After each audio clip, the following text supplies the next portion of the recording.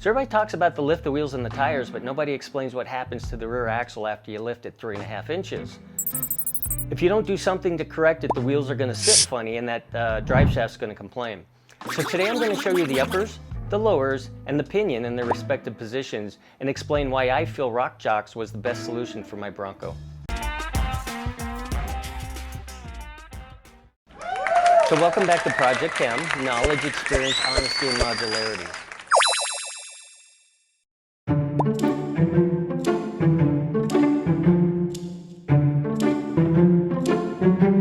We'd be showing you the new tires and wheels, and we'll get there for sure. But before we do, we need to discuss those rear control arms, because without them, those wheels ain't gonna sit right. After that comes the wheels and tires and then the full install. So a 3.5-inch lift pulls your rear axle forward in the wheel well, and it's going to steepen that pinion angle. That's going to give you off-centered tires, and it's going to give you driveline stress. Adjustable control arms allow you to correct both. Lowers are going to recenter the axle, and the uppers are going to correct that pinion angle. Together, they're going to restore proper geometry.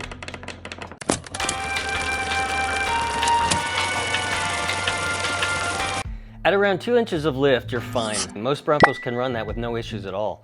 But once you hit 3 to 3.5 inches, your pinion angle steepens fast. At about 7 degrees off stock, that's when you start to feel driveline vibrations. That vibration is your U-joints complaining, and over time it's going to shorten the life of your drive shaft. By 4 inches and above, you're well into danger zone. At that point, geometry correction isn't optional. It's required if you want the Bronco to stay happy. Now let's talk about the axle shift. That's the one that makes your tires look like they're shoved forward in the wheel well. At 2 inches of lift, the shift is almost invisible. But at 3.5 inches, you're talking nearly 2 inches forward. That's enough for bigger tires to start rubbing. And when you get into the 5 and 6 inches of lift, the axle is so far forward it looks like your Bronco skipped leg day. Geometry correction becomes mandatory. So this chart's going to take pinion angle and axle shift and roll them into one simple stress index. Notice how mild the curve looks under 3 inches. It's manageable. But once you cross 3.5, it spikes like crazy. And yep, that's exactly where Project Kehm sits, right at that tipping point. So if I ignore this, I'm basically asking for driveline stress and tire clearance problems at the same time. So we're out here in the garage. This is my Jeep, obviously not my Bronco, but they both have a solid rear axle, which means the same geometry theory holds true. They both use a 4-link suspension, which are these, 1, 2, 3, 4, upper and lower control arms. On one side they attach to the body, on the other side they attach to the axle. When you lift your vehicle, what happens is they've got nowhere to go. It's going to push down and they're going to kind of swing outwards towards the front. That's going to cause this to no longer be centered. It's going to move forward, and your tires are going to rub on the wheel wells if you have larger tires. And let's face it, if you're lifting, most likely you're going to have larger tires. What's also going to happen is the differential isn't going to line up correctly with the drive shaft anymore. So what you're going to have to do is correct that. Whether you replace the lowers or the uppers is up to you. So the lowers are what will adjust where your axle centers in the wheel well. And the uppers are what's going to control the differential angle towards that drive shaft. So you can adjust it and get the proper pinion angle. Now, there's some measurements and certain angles we need to be at, and we'll go into that on the installation.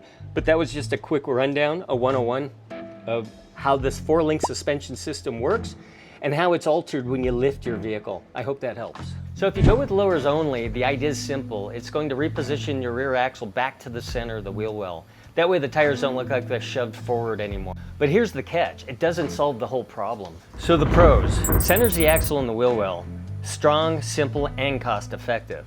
Cons: pinion angle still off, driveline vibration risk remains. Now if you go with uppers only, you're tackling the pinion angle. This is going to smooth out the vibration and save you on your U-joint. But your tires, those are still shoved forward in the wheel well. So the pros: it corrects the pinion angle, it smooths out driveline vibrations, protects the U-joints on the highway.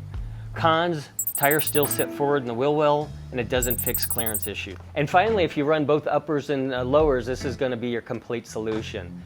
That rear axle is going to be pushed back to center, and that pinion angle is going to be corrected so your driveline runs smoother. But is it worth the extra cost and adjustment? That depends on where you're going with the build. So the pros: best overall geometry correction, it centers the axle and corrects the pinion angle, maximizes articulation, future-proof if you change lift height again. Cons, most expensive option, and more adjustments to dial in correctly. So why not the front? Well, the front is IFS, which is independent front suspension. When you lift the front, it affects the camber, the caster, and the CV angles. But I already addressed this with the Icon upper control arm. But the back is a solid axle, and the way you're going to address the geometry there is to use adjustable control arm. So let's look at the price comparison. So on the budget end, you've got MetalCloak and Core right around $850 to $875. RockJock sits at about $893, so they're basically in the same value zone. The ADS and the BDS are a little higher, closer to $950 to $1,000 depending on sales. Still pretty reasonable for a full set. And then there's Icon, topping the list at over $1,400. Premium build, premium price. So the real question is, what's worth paying for? Cost alone doesn't tell the story. So RockJock brings Johnny joints, DOM tubing, and long-standing reputation. The trade-off is you'll need to keep them greased and accept a little extra NVH. Now, if you're not familiar with the term, NVH means noise, vibration, and harshness. Basically how much clunk, shake, or roughness you're going to feel in the cabin.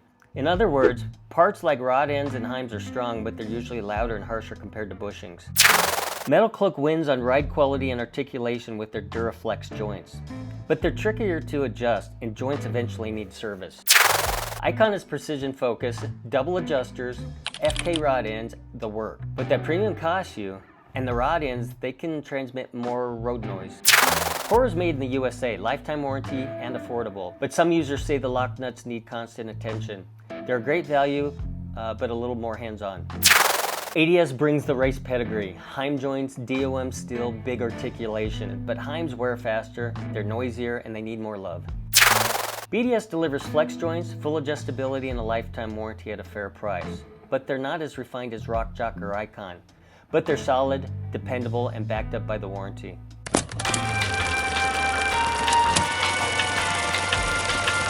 Before we look at each brand, here's how I came up with these scores. I compared 6 key factors that matter when you lift a Bronco 3.5 inches. Adjustability, ride comfort, cost efficiency, durability, articulation, and precision.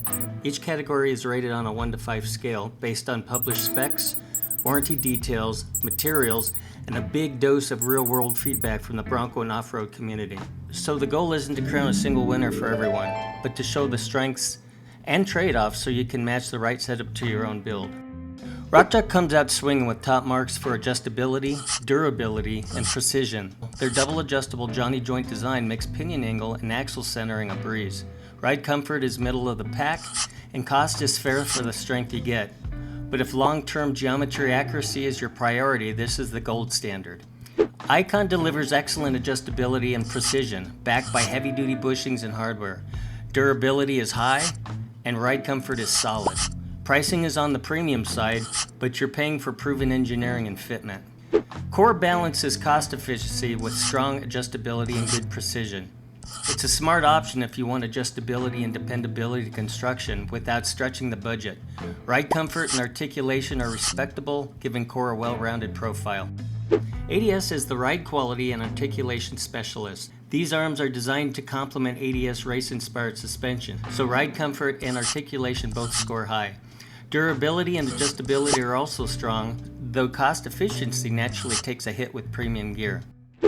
BDS provides solid all-around performance, strong durability, dependable adjustability, and good cost efficiency make it a safe, value-minded choice. It might not be the plushest or most precise, but it's built to last. MetalCloak stands out for ride comfort and articulation, thanks to their flex-friendly joint and bushing design. Adjustability and cost efficiency are good, and durability is strong for everyday trail work.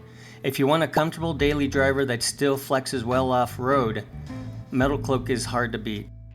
So, wrapping up, no matter which brand catches your eyes, remember these scores are our guide based on specs and real-world input. The best choice always comes down to how you drive and what you expect from the Bronco after the lift. After evaluating all 6 contenders, I gotta say that RockJock is still my top choice. It's got a proven reputation, strong adjustability, and a good reputation in the Bronco community. So with that said, Core is a great value. MetalCloak offers the best comfort. Icon will give you unmatched precision. ADS is going to bring race strength, and BDS delivers a solid value with a lifetime warranty. But for my 3.5-inch lift, RockJock is the balance of confidence and performance I want for Project Kehm. So drop a comment and let me know which control arms you would use. MetalCloak, Icon, BDS, ADS, RockJock, or Core. And make sure to subscribe, because in my next video I'm going to unveil the wheels and tires that I chose. And following that, we're going to finally do the install, so you're not going to want to miss it.